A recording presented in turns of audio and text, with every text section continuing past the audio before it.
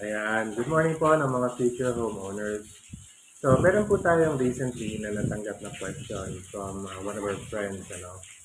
Now, I'm gonna answer this question, but to forewarn you, I am not a real estate lawyer.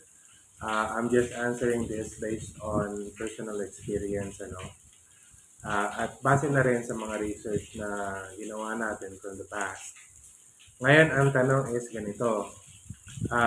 So, merong isang property na pagmamay-ari ng isang tao. Ngayon, yung property na ito, hindi nakapangalan sa kanya, bagkus ay nakapangalan doon sa kanyang mga magulang. Ngayon, ito ring tao na to, merong dalawang kapatid na nasa ibang bayan na nakatira.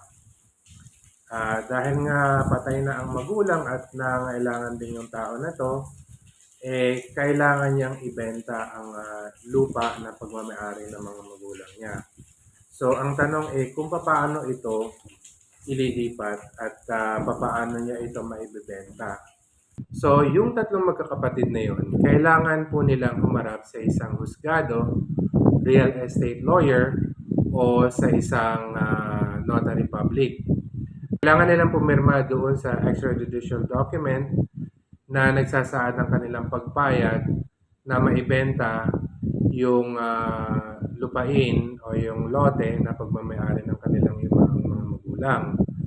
Kapag nangyari na ito at napirmahan na ng mga party ng concern, pati nung notary, pati nung mga witnesses nito, then magtutuloy-tuloy na to sa paraan kung saan maita-transfer na yung titulo doon sa bagong buyer.